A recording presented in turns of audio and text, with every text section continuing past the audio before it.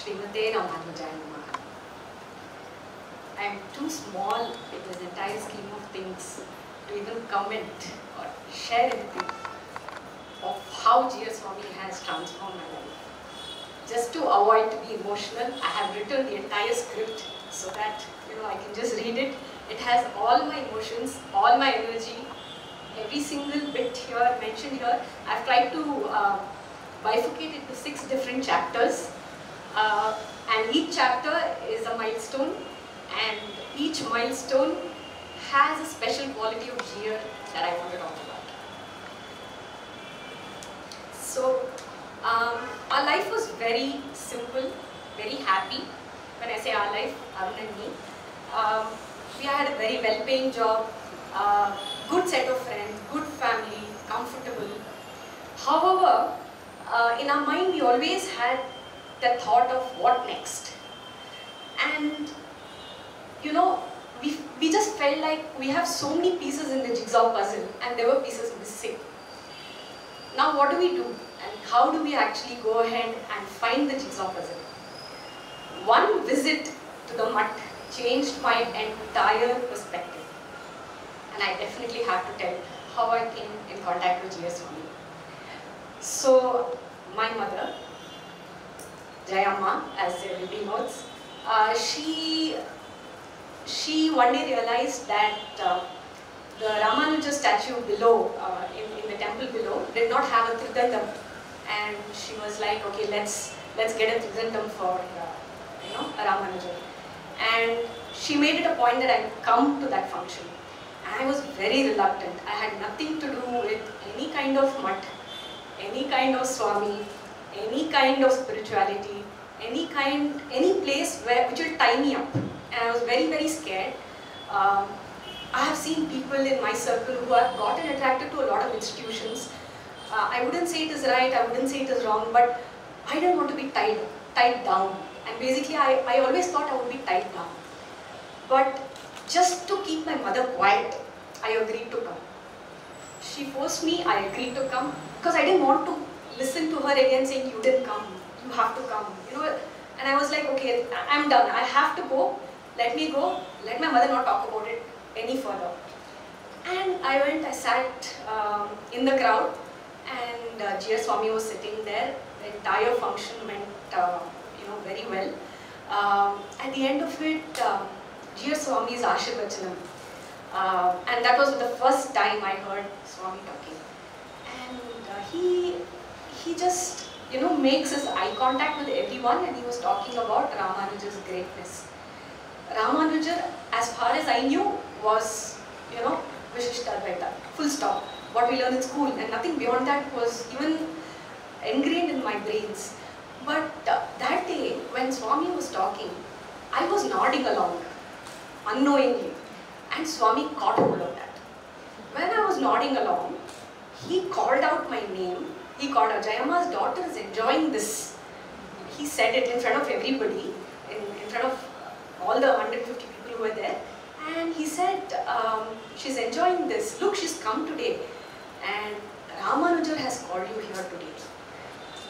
And I was like, what is he saying? He's seeing me for the first time. Amma itself was very new to the Mutt at that time. And I was like, okay, I mean, fine, I was very ashamed. I started hiding my face, behind people. I didn't want to be seen. And at the end of it, Amma pulled me to take, Ashirvadam and Akshadai. And I went to Swami and he said, did you enjoy the program? And I nodded. And he said, you should come more frequently. And I was like, okay. And in my head, it was like, I'm not going to come again. I'm not going to be associated with the Mutt again. And Swami said, like, you have to come. You need it. Please come. And somehow it started resonating in me. I started coming to the Mutt frequently. Moreover, there was some magnet, as he said, there was some, connection with Swami, where I just felt I needed to be here for some reason. And I have no idea where the calling comes from, who influenced me. Amma has her own way of influencing, but the way I understand Swami and I understand Mutt was very different. And after that, I was like, okay, let me come.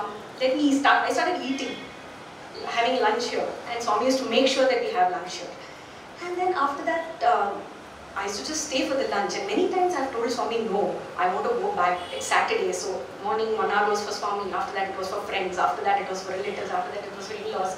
So I had my weekend packed, and Swami made one comment one day. He said, you don't know what you need, I know what you need. And that was my day of surrender. 8 years later, I'm here today, and he is the missing piece of my jigsaw puzzle. So the unconditional love and the compassion he shows to every person who comes to him is commendable. I don't even have words to express, and I don't really think we can even show, like, you know, a fraction of a percentage of that much of love and compassion ever. So moving on to the chapter number 2. I've titled this as Graha Pravesham, Love and Ownership. So with Srinivasa's Anugraham, we planned a Graha Pravesham for our HAL house during the COVID season, and we came and invited Swami. And as I was inviting Swami, I was still not very close that time, and as I was inviting Swami, I had this thought in my mind, which Swami, I don't know how he found out, but I had this thought saying, it is COVID time, we are not calling anybody to this Graha Pravesham. It's going to be my parents, Arun's parents, and our siblings, that's it. So how appropriately am I going to place this in front of my relatives, saying, you didn't call us, but you called Swami? Like, you know, I don't know. I had this entire misconception and confusion in my mind. And as I was inviting him, I had this. Swami just looked at my face and said, if you want me to come, I will come. It was such an awakening for me, saying I should even think right in front of him. I cannot afford to not think right in front of him. Swami just caught hold of my emotion immediately, and on the day of Graha Pravesham, Swami came there, you know, with this A-team, as usual. So Shri Karyavu Swami, Kalyan, and I think Devarajan Mama and Raghunathan Mama. Because it was COVID, he ensured that we have some people at home. He brought everybody. He spoke to all of us. He spent some good time with us. He gave us Ashirvadam, he gave us gifts, and Swami bears gifts wherever he goes. So he gave us a lot of gifts, and at the end of it, he looked at me at his car and he said, Happy Iru. And I said, Adiyan Swami, thank you so much for coming. He said, Ide madri innu nariya vaangu. And Arun and I were like, this is such a big investment. I don't know how we're going to even like repay this. How can you even think of getting into another commitment like this? I don't really think we should even take it seriously, what Swami said. And 3 years later, in the same month, history repeated.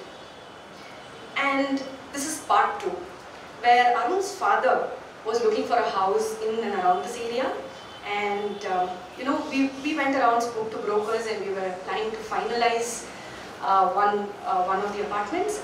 But Arun and I, as usual, came running to the Mutt in the evening, and we said, let's just run it by Swami. Like, we wanted to ensure Swami knew what we were doing. I mean, we wanted him to be that involved in our lives. And as usual, Swami was like, oh, what a surprise, you guys have come in the evening.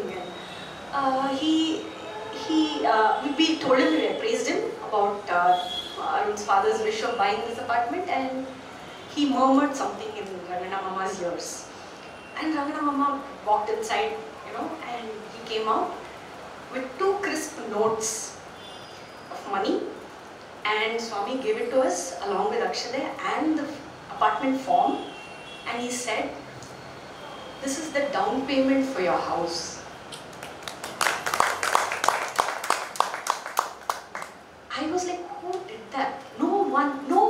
Would you do it to anyone? Would we do that to anyone? I was so touched that day, and I don't know what we do to deserve this kind of love from Swami. So that's why I said love and ownership. So it doesn't stop there. So he started asking about Graha Pravesham because it was just close to Ashada, and he started asking us when we are going to do the Graha Pravesham. I was very reluctant to do it immediately because the previous Graha Pravesham was very limited, so I wanted to do a grand Graha Pravesham. And I said, I want some time.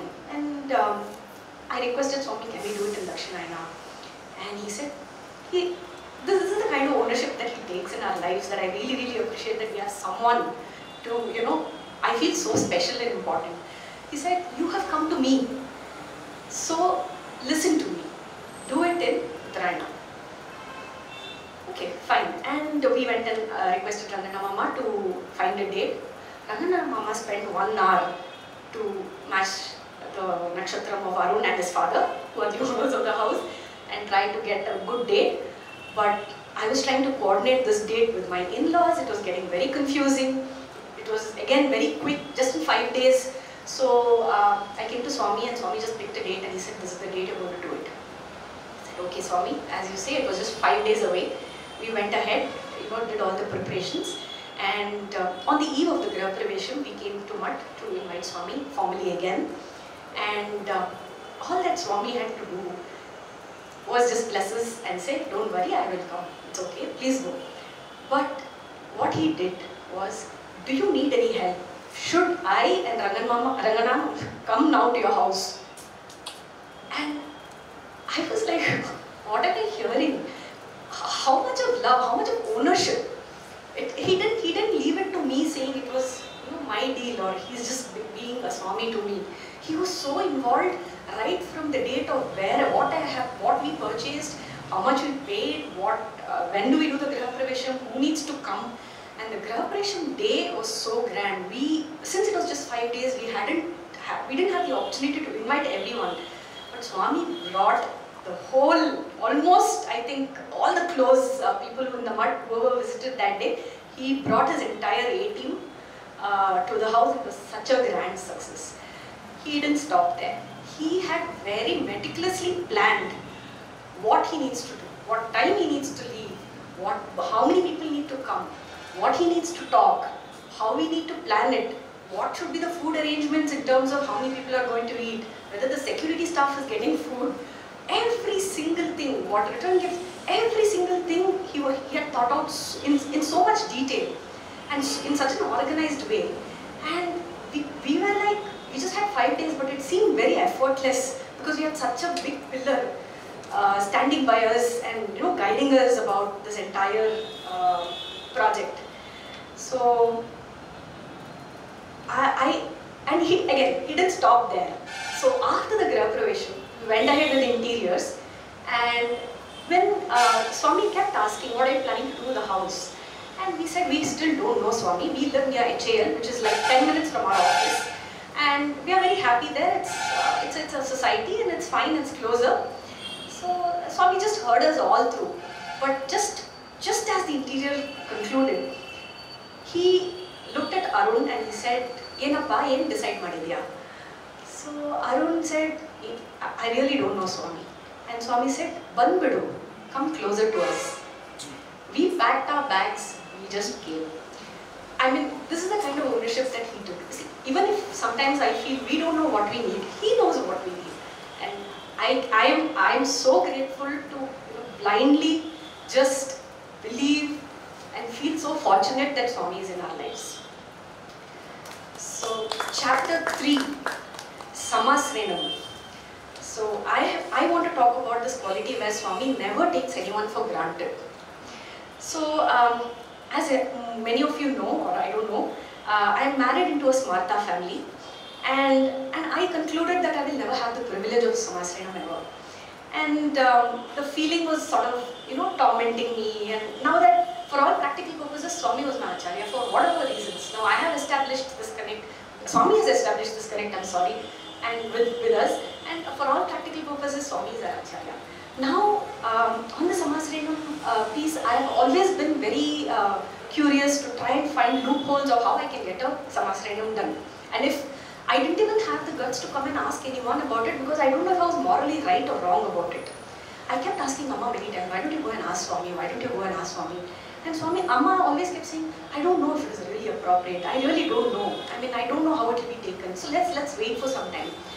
One day there was a samasranam going on downstairs. I just walked up to Swami and I said, Swami, do I have the privilege of this? Will I be able to have a privilege of this too? And he just inquired, which mutt do you belong to? What do your in-laws follow? And I told him everything. And then he said, come tomorrow, we'll do your samasranam.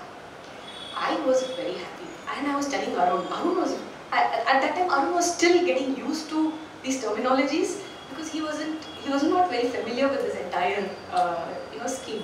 So we came the next day, and at the samasranam, Swami made me sit, and as usual he was telling me how every act of mine needs to be guarded because he's going to take responsibility for me and for my spiritual needs. And my mind was just blank. He was very patiently explaining everything, and just before the samasranam, in front of everyone, we had a full house. In front of everyone, Swami looked at Arun, who was taking a picture of me, and Swami said, Madboda, shall I go ahead? Swami was asking Arun's permission. I don't know where to start. I mean, he's doing such a big favor to me, to induct me into all this, and all that he was doing was following protocol of asking Arun's permission. I was just, it is such an awakening, and it is such a reiteration for me that Swami never takes anything for granted, never takes anyone for granted. I've been coming here to the Mutt in the last 3-4 years very frequently, but the kind of interactions from children to old people is always with that same respect, that Gaurava that he says, is always on top in his game, and it is so difficult for me. Many times I take it for granted. Like for example, when my mom doesn't call or inform Srikaryam that she won't be able to come to the Mutt for various reasons, I'll be like, okay, why are we taking it for granted? Like, why can't you just message? She must have forgotten, or she must have said, oh, it's okay, it's not too much work today, there's someone else to help. But it's so inadvertently, we get into that situation where we take things for granted. But Swami never ever takes anyone, anything for granted. The smallest of gift you give him is in the museum. The smallest of gift. And that speaks a lot about how Swami cares and how Swami loves us. So, chapter 4, Mahavishwasa. This is the ultimate strength. So there are umpty number of incidents where he has, told us how Mahavishwasa is very, very important. One of the incidents, most of you guys will know it, one of the incidents was where my sister-in-law's pregnancy, through the pregnancy, every day, whenever we used to meet Swami, we used to appraise him about how complicated everything is. We had lost hopes in a lot of places. Right from month 4, there were so many complications. And Swami was like, Onnu illa, Jagannatha irukka, Jagannatha irukka, Jagannatha irukka. And at the end of it, I was feeling bad to go and tell him that there is a problem. And I was just hoping, yeah, I know Jagannatha irukka, but why are we facing this? Swami only said something. Jagannatha appadi vitruvana. Will he just leave you in lurch like that? Can he leave you in lurch like that? He loves you guys, so he can't leave you. So this was one thing where he was rock solid standing by us at every minute, every time, and everything went well at the end of it. And we have a little Jagannatha with us today. So I think that strength that our entire family drew from Swami is a very, very, very big, karune or compassion, or I don't even have words to describe that Swami. That is what you were for us that time. Another incident was where I was unwell and I had a disc bulge in my spine, and doctor advised a lot of bed rest, but I was in immense pain. It was recurring very frequently. One fine day I went to the hospital. Dr. Ramanujaya referred me to a doctor, and I went, met the doctor. But I was so sedated. I was on nerve calmers, I had painkillers, I had a lot of things on me. I don't remember driving I mean, Arun took me. I don't remember driving to the hospital and I don't remember driving back. But Swami sent word through Dr. Raghunandan to ask us to visit the Mutt before going home, on your way back home. So Arun brought us here and brought me here, and I'm like, why are we here? And he said, Swami's asked us to meet. I said, oh, Swami's going to come down, is it? He said, yes, Swami will come down. And then I see, our saffron man coming down, and it was a Purnima day, and Swami comes closer to me and he smiles, and I was so sedated and out of my senses that I looked at Swami and I told him, you look very different, Swami. I mean, I wouldn't have gathered the courage to do that any other time. And Swami just looked at me and he said, is it good different or bad different? He had removed his beard, it was Purnima, and I said, no, I like you with beard, Swami. And I was like, how can I even say? And I got to know that I said all this later from Arun. And I was like, I'm very sorry for saying these things. But Swami didn't take offense of anything. He still blessed me. He gave me Akshara. He sent me home. He cared for my mental health. He told me, stay at Amma's house because you will be between people. You need that because once you're unwell and you're bed rest, you're not able to do anything, you will get into that state of mind where nothing will improve in your life. But when you have people around, you need to engage. So Amma, I'll keep talking, something will be happening at home, so be there. It was so considerate of Swami that he even identified that I shouldn't actually slip into any kind of a mental issue, and took care of me even before things came up. So I think that was another thing, and he always kept saying, Mahavishwasam through the thing. Mahavishwasam, what is this? This is all back pain. What is this? He makes it look so simple. It's like there are people who are bedridden, there are people who are doing this. So this is fine. So that gave me a lot of strength for me. So thank you for that. So chapter 5. So bringing everyone together. So as Sheshadriji also mentioned, so one beautiful trait of Swami is how he brings people together. So his people skills, the magnanimous heart of bringing everyone under one roof.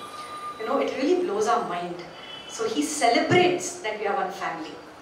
We are one family is one thing, but celebrating as a family is a different level. It's just very blissful. And so I've made so many friends here. Okay, and after being associated with Mutt, I feel very rich about my relationships. Frankly, I feel very, very rich. I feel I know a lot of people who care. We all are in a very similar path at different stages, but we're all guided by one supreme power that is Swami for us. So I feel very rich and I'm really thankful to Swami about it. So Swami is sort of like, stitched all of us together with love. So that is one thing that I think he has constantly been, showing to people. It's so I don't even want to use the word commendable. I don't even know how it comes to Swami that he needs to show that kind of love. I mean, it is so nice of him to do that for us, and and especially in this age where we are all just getting so distanced with people because of technology, because of competition, just our space, our privacy, and Swami is like, come, and I keep wondering, what will Swami get if I come to Mutt? Of what use am I? Of what use am I? What will Swami get? How is he happy that I come to Mutt? Of all the people, me. And we keep wondering, we come, we are the most useless people, come, eat and we go. That's all, we don't do anything. But Swami is so happy to have us here. So I think bringing everyone together is a very, very rare skill of Swami, which has really, really touched me a lot. And the last chapter, chapter 6. So Swami's practical approach, is very, very contagious. His patience, his detailed understanding in all matters, never taking anything for granted, showing a lot of love and compassion to all, reiterating the ultimate goal in life is to be happy, taking ownership and caring for people, his sense of humor, his attention to detail, his views on equality, his acts of kindness, his exemplary way of delivering his Ashirvachanams, his leadership skills. All this is so beautifully bundled into one Swami for us. And he ties back all these actions to say how Ramanuja was. But Swami, we have not seen Ramanuja, we have seen only you, Swami. So he taught us what surrender is, he taught us what divinity is, what our jobs mean to us, and what our duty is. Today, Arun and I are very grateful to Swami for being in his grace, in his thoughts. Swami is our heartbeat. Sorry, Shriram Mama, but I echo the same emotion as you. He is our family. The bond we share will continue to be that of friendship. Swami is our best friend and is more than anything that we could ask for. He makes us live our lives with a purpose. And that's all I want to say and conclude.